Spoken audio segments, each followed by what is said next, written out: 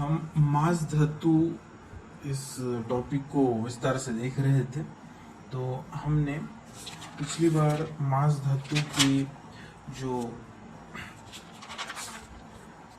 उत्पत्ति होती है वहाँ तक के मुद्दों का विश्लेषण हम देख चुके हैं। 8 पॉइंट लगभग हो चुके हैं। इसके बाद हम 9वें पॉइंट पे जाते हैं, मांस धातु उत्पत्ति काल। मांस धातु का उत्पत्ति काल कितना होता है? तो आपको पता है जो धातु होते हैं उसके निर्मित का काल सुश्रुत संहिता के अनुसार 5 दिन का कहा गया है। तो इसके अनुसार रस धातु को 1 दिन लगता है, रक्त धातु को 5 दिन। तो मांस धातु बनने के लिए तीसरा धातु है, इस अनुसार इसको 10 दिन का काल लगेगा। और अकॉर्डिंग टू चरक संहिता देखा जाएगा तो जिस प्रकार से धातु निर्मित का जो चक्रव्यूह रहता है वो हमेशा चलता रहता है। चरक संहिता के अनुसार इसकी निर्मित का कोई विशेष काल बताया नहीं गया है। इसके बाद नेक्स्ट पॉइंट है, पॉइंट नंबर 10, मांस धातु के गुण। मांस धातु के गुण जो है वो इसमें अवस्थित जो महाभूत है उसके ऊपर डिपेंड है। तो मांस धातु में प्राधान्य रूप से जो महाभूत रहता है, जिस महाभूत से मांस धातु की उत्पत्ति हुई है वो पृथ्वी महाभूत है। तो पृथ्वी महाभूत के जो भी गुण रहेंगे वही मांस धातु के भी गुण है। तो पृथ्वी महाभूत के कारण या पृथ्वी महाभूत के ही गुण जो इसमें रहते हैं, गुरुता रहती है। गुरुता रहती है मतलब उसका स्पेसिफिक वेट होता है। शरीर का जितना भी वेट होता है उसमें जो मांस धातु है एक प्रमुख घटक है। उसके बाद मंद गुण कहा गया है। शरीर की जो मूवमेंट होती है, गति होती है, स्पीड होती है, इसमें शरीर में मांस धातु ज्यादा होने के कारण, गुरुता होने के कारण जो मूवमेंट होती है वो स्पीडीली नहीं होती। तो मंद गुण पाया जाता है, स्लो स्पीड से वर्कआउट होता है, काम होता है। उसके बाद नेक्स्ट गुण है स्थिर। इसमें एक प्रकार का ठहराव रहता है, मतलब जो शरीर का जो भी भार होगा अगर हम चेक करने की कोशिश करते हैं तो उसमें ज्यादा मात्रा में परिवर्तन नहीं होते। ओके, अगर आप रोज आहार ग्रहण करते हो तो आपके आहार ग्रहण करने की एक विशिष्ट कैपेसिटी होती है, लेकिन किसी कारणवश अगर आप आहार ग्रहण नहीं कर पाते तो उसकी वजह से क्या होगा? स्टार्वेशन होगा, कुपोषण होगा और बॉडी का वेट कम होगा। तो मांस धातु अगर उस व्यक्ति में सारवान होता है तो ये जो वेट का कम ज्यादा होना होता है वो इसमें ज्यादा नहीं देखा जाएगा। मांस धातु सारवान जो व्यक्ति होता है, जो स्थिरत्व शरीर को प्राप्त होता है, वेट स्पेसिफिक जो रहता है वो मांस धातु के कारण होता है, मांस धातु की पृथ्वी महाभूत के गुण के कारण होता है। उसके बाद स्निग्धत्व, सलक्षणत्व, ये पृथ्वी महाभूत के गुण इसमें पाए जाते हैं। और सौम्यता होती है। सौम्य का मतलब शीतलता, इसको हमने चंद्रमा के साथ कोरिलेट किया था। तो सौम्यता होती है, शीतलता होती है, इसका मतलब यहाँ पे मुख्यतः 2 चीजें आएगी। जो स्पर्श रहेगा वो शीतल रहेगा और उसके साथ साथ जो सॉफ्टनेस रहेगी स्किन की वो रहेगी, क्योंकि skin is the part of मांस धातु, लेकिन उसके नीचे जो लेयर रहती है वो भी मांस की ही रहती है। तो वो लेयर ज्यादा रहने के कारण सॉफ्टनेस भी रहेगी।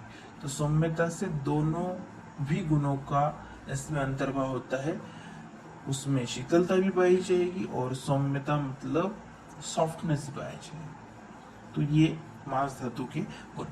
अब मांस धातु के कार्य, मांस धातु के कार्य का जो श्लोक है वही है अष्टांग हृदय सूत्रस्थान 11/4, अष्टांग हृदय सूत्रस्थान के 11वें अध्याय का 4था श्लोक। प्रीणनम जीवनम लेपो स्नेहो धारण पूर्णे गर्भपादिच्च धातु नाम श्रेष्ठ कर्म क्रमास्मृतम। तो ये जो श्लोक है ये मैं इसका रेफरेंस मैंने बताया है और ये श्लोक बहुत बार हो चुका है, इसीलिए ये मैं आपको सेंड नहीं करूंगा, ये आपके पास ये श्लोक है।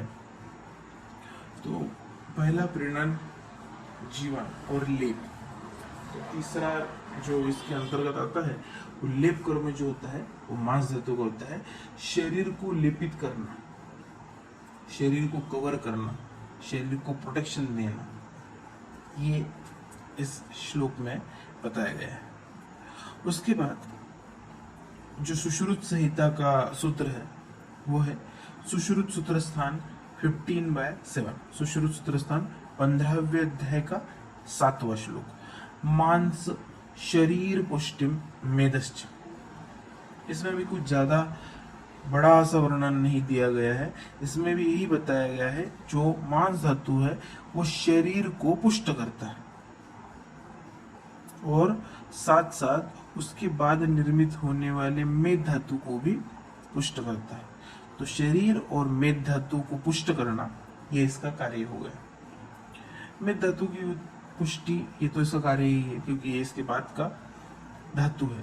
साथ साथ शरीर को पुष्ट करना यानी इसका कार्य होता है शरीर के अंतर्गत की अस्थियों को लेपित करना, शरीर के अंदर के जो भी अवयव होते हैं उसके निर्मित में भी इसका सहयोग होता है और शरीर के ऊपर जो त्वचा होती है वो भी मांस धातु का ही रूप है। ओके, तो अगर मैं मांस धातु पुष्ट रहेगा तो वो शरीर को भी पुष्ट करेगा। ओके, जैसे बॉडी बिल्डर जो लोग होते हैं वो अपने बॉडी को क्रिएट करते हैं, वो इस तरीके से उनके अंग प्रत्यंग हमें दिखाई देते हैं कि एक एक मसल जो होती है वो स्पेसिफिकली दिखाई देती है क्योंकि वो उसके ऊपर ज्यादा वर्कआउट करते हैं, वो अपने मांस धातु को सारवान बनाते हैं।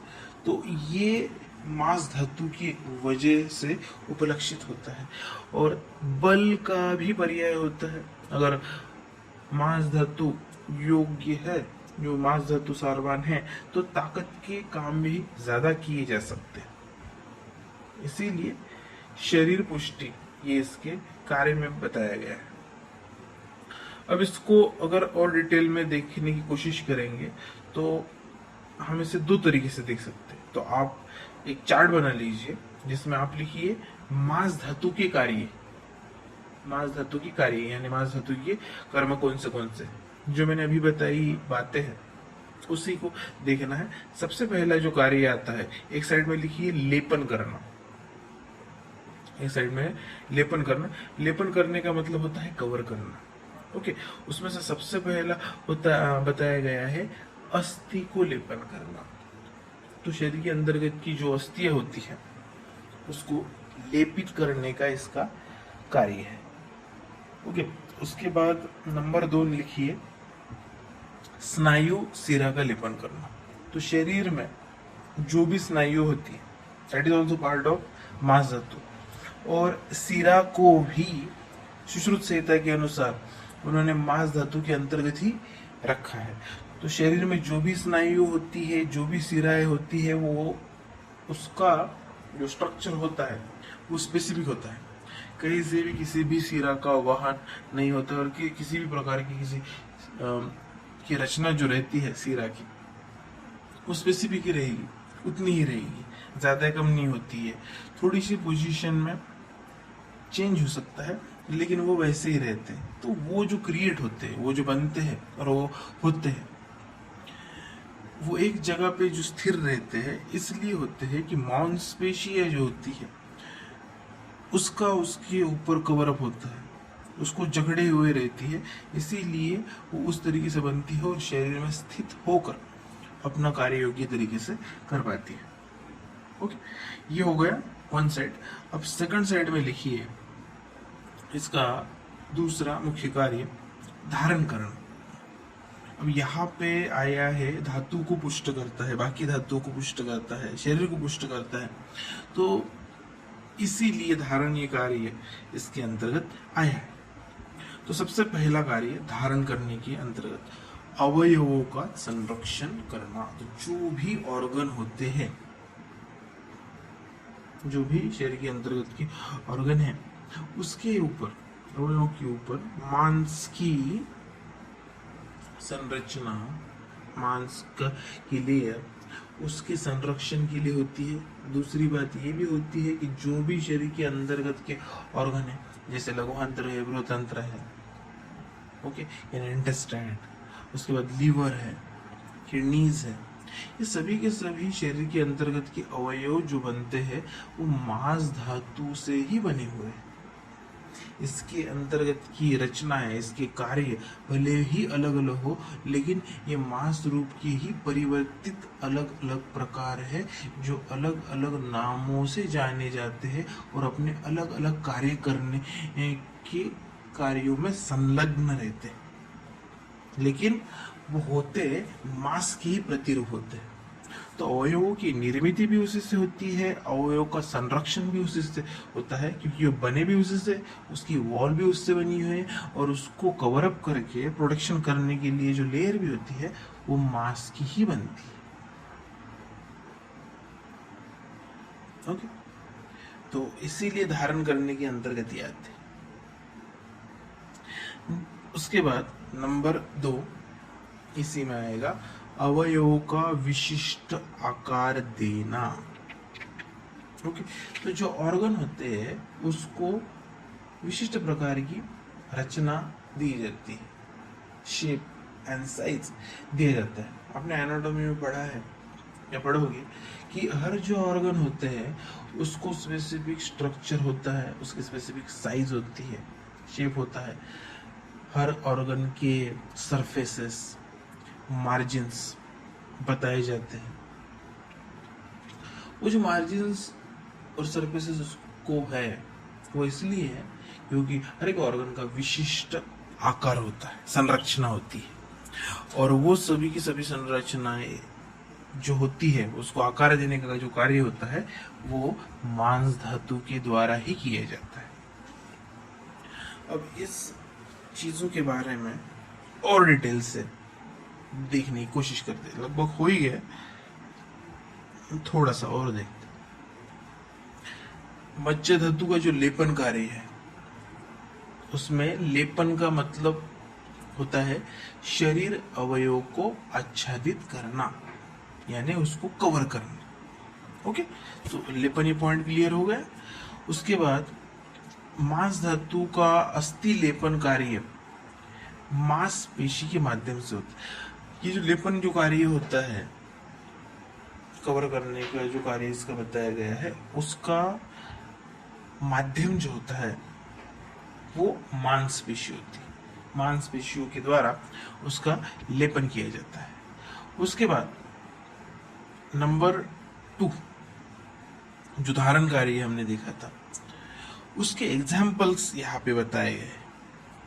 उसका पहला एग्जाम्पल बताया गया है जो कोष्ठ प्रदेश में पेट का भाग होता है, उसका यहाँ पे एग्जाम्पल दिया है। पेट की मांसपेशियों की वजह से पेट के आमाशय, यकृत इत्यादि विविध अवयवों का संरक्षण होता है। तो आपने एनाटॉमी में पेट के मसल सीखे होंगे। स्टमक रहता है, स्टमक के बाद स्मॉल इंटेस्टाइन रहता है, लार्ज इंटेस्टाइन रहता है, लीवर होता है, पैंक्रियाज होते हैं, दैट इज द ऑर्गन्स। और इस सभी ऑर्गन के ऊपर ओमेंटम होता है, वो उसको कवर अप करता है। और उसके बाद पेट की मांसपेशियां होती है जो उसको प्रोटेक्ट करने का कार्य करती है। तो जो भी मांसपेशियां होती है उसके ऊपर की, वो उसको कवर अप करती है।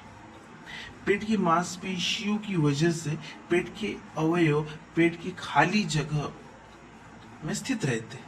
तो ये जो मांसपेशियां रहती है जो पेट की होती है उसके नीचे एक कैविटी क्रिएट होती है। कैविटी का मतलब होता है खाली जगह। अब वो एब्डोमिनल में क्रिएट हुई है, उस जगह पे क्रिएट हुई है, उसीलिए उसको कहा जाता है एब्डोमिनल कैविटी। और उस एब्डोमिनल कैविटी में जो भी ऑर्गन होते हैं, जो मैंने अभी आपको बताया, वो सभी ऑर्गन वहां पे स्थित रहते हैं। अब ये बातें इसके पहले भी हो चुकी है कि शरीर में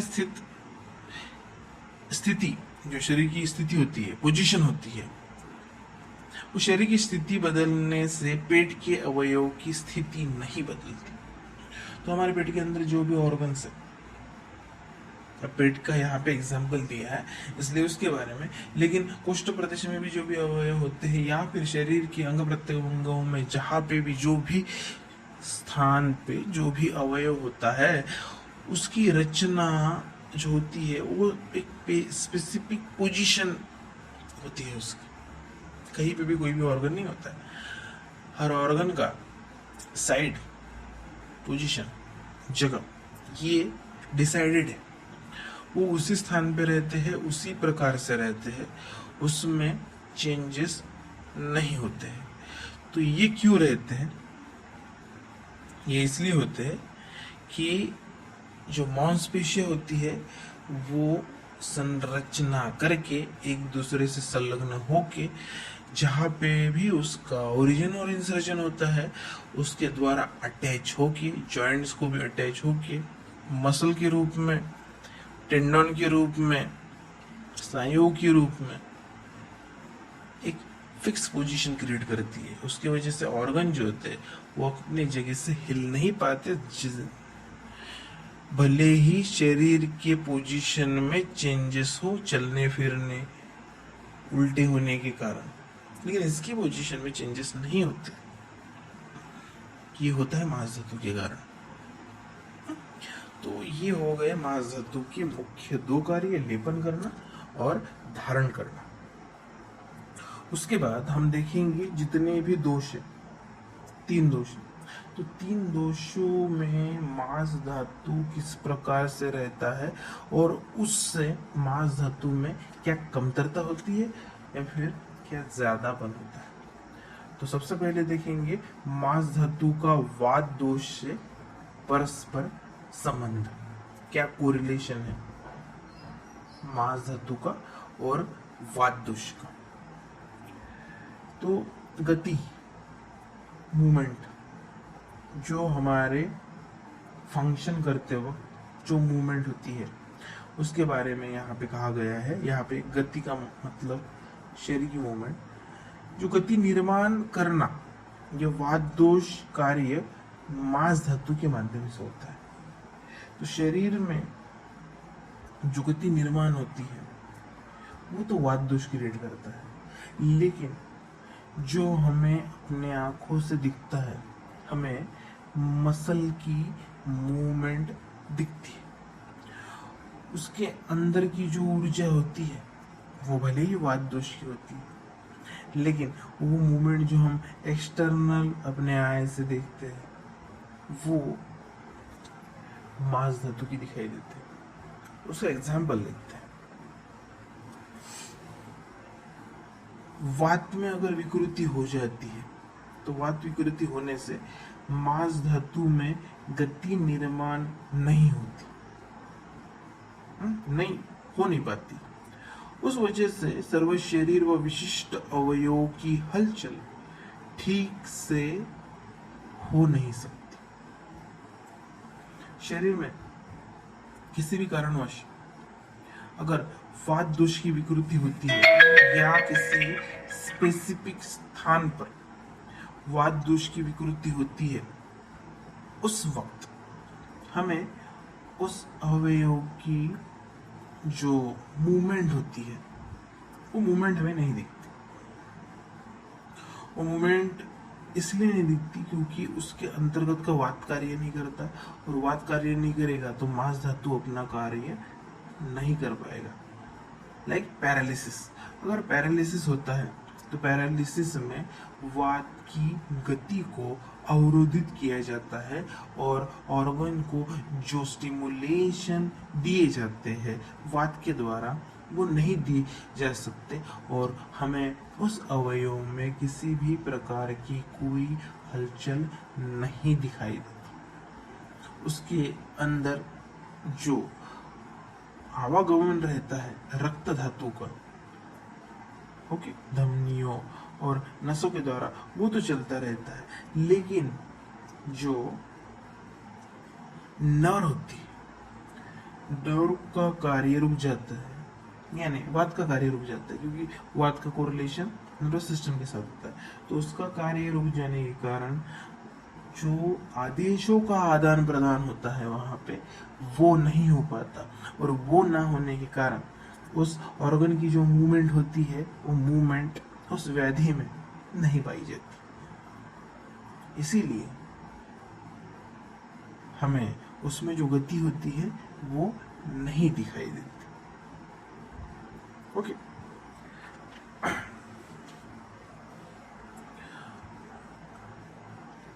तो ये जो होता है मांस धातु का और वात दोष का संबंध है। अभी हम देखेंगे कि मांस दोष का कफ धातु के साथ क्या संबंध है। तो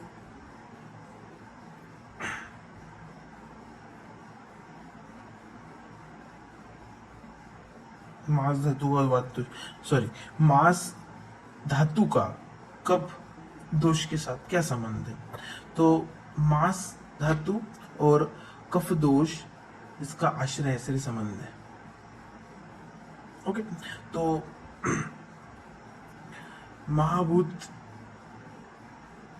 की प्रधानता के अनुसार देखें तो मांस दोष और कफ दोष, मांस धातु और कफ दोष, इन दोनों में पृथ्वी महाभूत का आधिक्य होता है।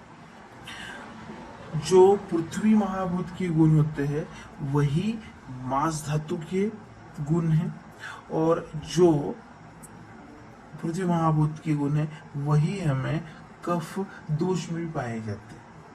तो मांस धातु और कफ दोष, इसमें प्रधानता से पृथ्वी महाभूत होता है। इसीलिए गुरु, स्निग्ध, स्थिर, मंद, लक्षण, सौम्य, जो भी हम गुण मांस धातु के में देख चुके हैं, वही कफ दोष के भी गुण है। ये दोनों समानता होने के कारण इन दोनों में आश्रय आश्रय संबंध है। ओके, अब मांस धातु में वात दोष के द्वारा कार्य होने के कारण अगर विकृति होती है वात में, तो मांस में भी विकृति पाई जाती है। अब प्रकृति अनुरूप देखेंगे कि अगर उस व्यक्ति की विशिष्ट प्रकृति होती है तो हमें प्रकृति अनुरूप क्या चेंजेस दिखते हैं। तो मांस धातु का वात प्रकृति से संबंध, ओके, प्रकृति वाइज एक एक प्रकृति के हम देखते हैं कि मांस धातु का वात प्रकृति से क्या संबंध है या फिर क्या परिणाम होता है। तो वात प्रकृति में व्यक्ति कुरुष हो तो हाथ पांव की सिराओं का जाल उठ के दिखता है, और अस्थियों का लेपन न होने की वजह से अस्थियां शरीर में उठ के दिखती है। वात दोष का आश्रय आश्रय संबंध अस्थि धातु के साथ होता है।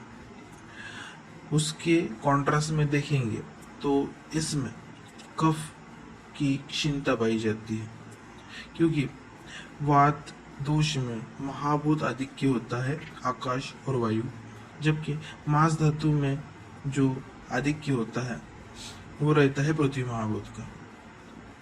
तो उल्टा है। इसकी वजह से जो वात प्रकृति के व्यक्ति रहेंगे वो दिखने में सुखी दिखेंगे, क्योंकि उनके शरीर में मांस का अभाव होता है, और हाथ और पांव की जो सिराएं होती है, उसका जो जाल होता है वो उठ के दिखेगा, और अस्थियां जो होती है, शरीर के जो जॉइंट्स भी होते हैं, उसके ऊपर उसका जो लेपन रहता है मांस का, वो कम मात्रा में रहता है। उसके वजह से वो अस्थियां भी उठ के दिखेंगी। ये मांस धातु का दृष्टिगोचर लक्षण है वात प्रकृति के अंतर्गत। उसके बाद नेक्स्ट प्रकृति आती है पित्त प्रकृति। तो पित्त प्रकृति में जो महाभूत आधिक्य रहता है वो द्रव का रहता है, लिक्विड का रहता है। पित्त दोष के द्रव गुण आधिक्य के कारण मांस धातु में शैथिल्य ज्यादा होने की वजह से मांस धातु का सहनन कम होता है। अभी थोड़ा क्लिष्ट सा है, समझते इसे। पित्त दोष जो होता है, पित्त दोष में आधिक्य मुख्यतः रहता है दो महाभूतों का, एक रहता है अग्नि और दूसरा रहता है द्रव। ज्यादा मात्रा में अग्नि रहती है और 2 नंबर पे रहता है द्रव। जब कभी भी अग्नि का कार्य क्या होता है, वो किसी भी सॉलिड को लिक्विड में कन्वर्ट करती है। ओके, तो पित्त दोष की व्यक्ति को योग्य मात्रा में अगर आहार मिलेगा तो उसको वो पाचन कर लेगा, लेकिन उसे योग्य समय पर योग्य मात्रा में आहार नहीं मिलेगा तो वो शरीर के धातुओं का पाचन करता है। इसीलिए पित्त प्रकृति के व्यक्ति को अगर समय पर आहार नहीं दिया गया तो उसके शरीर में अल्सर फॉर्मेशन होते हैं। स्टमक में हमें अल्सर पाए जाते हैं अगर उसको योग्य आहार नहीं दिया गया तो, क्योंकि पित्त दोष का कार्य यही होता है। पित्त में आधिक्य होता है अग्नि का, तो अग्नि क्या करती है, लिक्विड कर देती है किसी चीज को, और उसमें प्रधानता से आग ही रहती है पित्त प्रकृति के व्यक्ति में। तो इसके कारण उसके अंतर्गत जो महाद्रवता होती है उसके शरीर की, वो द्रवता बढ़ जाती है। प्रकृति का आपका अध्ययन नहीं हुआ है, होने के बाद आप जानोगे कि उनकी जो मल प्रवृत्ति रहती है वो भी ज्यादा लिक्विड ही रहती है, क्योंकि उनके शरीर में जो पाचन होता है वो जल्दी होता है, इसीलिए उसमें लिक्विडनेस पाया जाता है। तो शरीर में जो मांस धातु रहता है उसकी जो कंसिस्टेंसी रहती है, यहाँ पे टर्मिनोलॉजी है ये सहनन। सहनन का मतलब होता है बॉडी का टोन। ओके, बॉडी का टोन योग्य तभी रहेगा जब उसमें मजबूती रहेगी। पित्त प्रकृति में अग्नि होने के कारण वो सॉलिड स्टेज को सॉलिड में रहने नहीं देती, वो लिक्विड में कन्वर्ट करती है। इसीलिए इन व्यक्तियों के शरीर में जो धातुएं रहती है वो मजबूती से नहीं रहती। मुख्यतः मांस धातु अगर आप देखोगे तो वो जिस प्रकार की टाइटनेस होनी चाहिए, जिस प्रकार का बॉडी का टोन होना चाहिए, वो नहीं रह पाता, और ये ना रहने के कारण इनके शरीर में सहनन जो होता है वो योग्य नहीं रह पाता। इसीलिए सीधा सीधा और सिंपल शब्दों में देखा जाएगा तो इनके शरीर के ऊपर की जो त्वचा होती है वो त्वचा शरीर के ऊपर टाइटनेस नहीं रहती, ढीलापन रहता है। इसीलिए इन व्यक्तियों में जो झुर्रियां पड़ती है, जो रिंकल्स की रेट होती है वो जल्दी बढ़ती है, क्योंकि इनके शरीर के में पित्त प्रकृति में अग्नि के द्वारा उसको द्रवीभूत किया जाता है और इसकी वजह से ढीलापन होता है। ओके, तो सहनन जो होता है वो हमें पित्त प्रकृति के व्यक्तियों में मांस धातु का योग्य नहीं दिखाई देगा। कंपेयरली ये सहनन कफ प्रकृति में बहुत अच्छे से दिखाई देगा, क्योंकि वहां पे वो मजबूती मिल जाती है। तो इसके बाद हम देखते हैं कफ प्रकृति के शरीर के व्यक्तियों में मांस धातु किस प्रकार से होता है। कफ प्रकृति के जो व्यक्ति होते हैं इनके अंतर्गत स्निग्ध व गुरु गुण की आधिक्यता की वजह से मांस धातु मजबूत होता है, और उसके कारण से मांस धातु की आकुंचन प्रसरण क्षमता ज्यादा होती है। अब इनके शरीर का जो मांस धातु रहता है मजबूत रहता है, क्योंकि उसका आश्रय आश्रय संबंध उसके साथ है। उसके बाद इसमें अगर महाभूत देखा जाएगा, सभी खेल महाभूत का है। कप प्रकृति के व्यक्ति में मुख्यतः से द्रव तो रहता ही है, और मुख्य रूप से पृथ्वी का भी आधिक्य रहता है, इसीलिए उसमें सॉलिडनेस आ जाती है, मजबूती आ जाती है, और आश्रय आश्रय संबंध भी मांस के साथ है। तो इनके शरीर का जो मांस धातु रहता है वो योग्य मात्रा में रहता है, मजबूत रहता है, और बलवान होने के कारण उसका जो फंक्शन होता है, जो आकुंचन प्रश्न होता है, एक्सटेंशन फ्लेक्जन जो होता है मसल का, उसकी जो टेंडेंसी रहती है, उसकी जो क्षमता रहती है, उसकी जो कैपेसिटी जो रहती है वो ज्यादा रहती है। ओके, तो ये हो गया प्रकृति के साथ इसका साधर्म। उसके बाद हम देखेंगे नेक्स्ट पॉइंट नंबर 12, मांस धातु के उपधातु। मांस धातु के उपधातु का जो वर्णन हमें चरक संहिता में मिलता है, उसका रेफरेंस है चरक चिकित्सा स्थान 15/17। चरक चिकित्सा स्थान के 15वें अध्याय का 17वां श्लोक, जिसमें कहा गया है मांसात वसा त्वचा षटच। मतलब मांस धातु के जो उपधातु है वो वसा है, और त्वचा षटच, षट का मतलब होता है 6 लेयर। अब ये चरक संहिता का वर्णन है। चरक आचार्य ने कहा है कि शरीर के ऊपर त्वचा की जो लेयर जो रहती है वो 6 होती है। प्रथम त्वचा का नाम है उदक धरा, द्वितीय त्वचा का नाम है अश्रुक धरा, और उसके बाद 3 से लेकर 6 तक ओनली नंबर दिए गए हैं, इसीलिए त्वचा षटच। और वसा यानी पित्त का भाई, तो वसा जो होता है उसका एक उपधातु है, और त्वचा। अब आपको हो गया त्वचा उसका मूल स्थान भी है और उसका उपधातु भी है, तो दैट इज अ साइकिल। ये एक साइकिल होती है। ये उसका उपधातु है क्योंकि ये एक शरीर को कवर करता है, प्रोटेक्शन देता है, इससे उसकी निर्मित होती है, और उसी का पोषण होने के बाद फिर से उपधातु के रूप में उसकी निर्मित होती है। दैट इज द एक साइकिल। इसी से उसकी उत्पत्ति होती है, और उसी एक से बाद उसी से निर्मित होकर उसका उपधातु बनता है। तो इसीलिए मूल स्थान में भी मांस धातु की त्वचा आती है और उपधातु के अंतर्गत भी आती है। उसके बाद मांस धातु का मल रेफरेंस है इसके नेक्स्ट का श्लोक, चरक चिकित्सा स्थान 15/18। चरक चिकित्सा स्थान के 15वें अध्याय का 18वां श्लोक, जिसमें कहा गया है मांसश्च खमल। मांसश्च खमल यानी खमल ये मांस धातु का मल है। ख का मतलब होता है खाली जगह।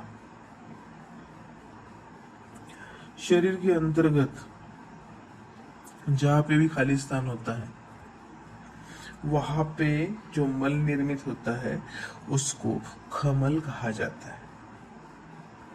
ओके, तो कर्ण, नासा, मुख, योनि मार्ग, इन अवयव में अवकाश जो होता है, जो ख होता है, वहां पे जो मल निर्मित होता है वैकेंट स्पेसेस में, उस अवकाश में निर्मित होने वाले मल को या जमा होने वाले मल को खमल कहा जाता है, जो स्निग्ध होता है। आपको पता है कर्ण में वैक्स जमा होता है,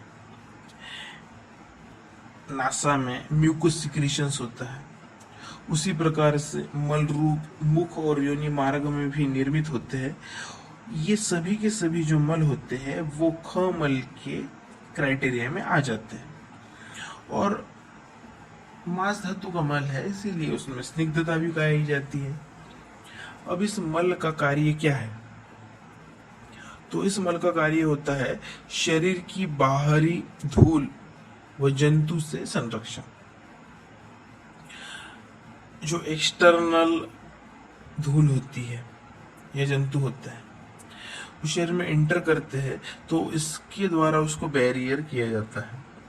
आपकी रेस्पिरेटरी सिस्टम हो चुकी है तो आपको ये पता है, आपको पता है कि जो कर्ण होता है उसके अंदर के वैक्स की वजह से बाहर की जो एयर होता है उससे उसमें अगर कोई उसके पर्दे में टिम्पैनिक मेम्ब्रेन को प्रोटेक्ट किया जाता है। रेस्पिरेटरी सिस्टम में आपने देखा कि जो म्यूकस सिक्रीशंस नोज के द्वारा होता है उसके द्वारा जो इंटरनल एयर जाती है उसका टेम्परेचर चेंज किया जाता है और उसके साथ साथ जो unwanted things in the air होती है ड्यू टू पोल्यूशन, नहीं तो पोलन ग्रेन्स, वो सब ट्रैप्ड आउट किए जाते हैं नोजल म्यूकस के द्वारा और वो उसको अंदर एंट्री नहीं मिलती है।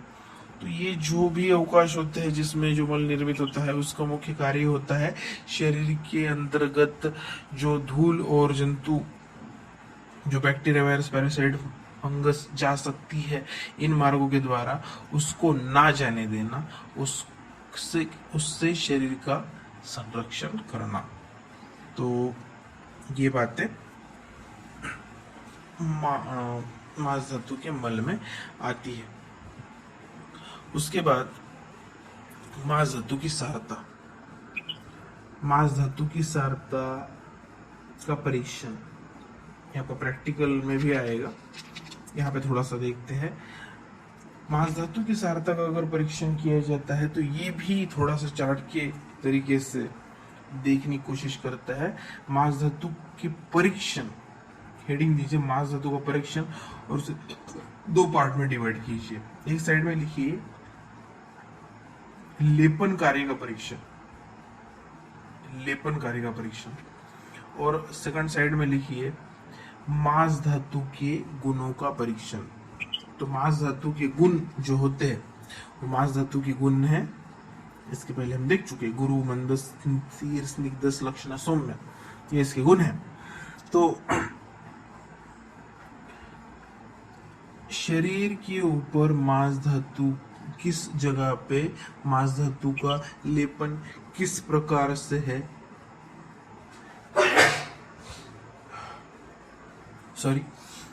तो शरीर में के ऊपर मांस धातु का लेपन किस प्रकार से है और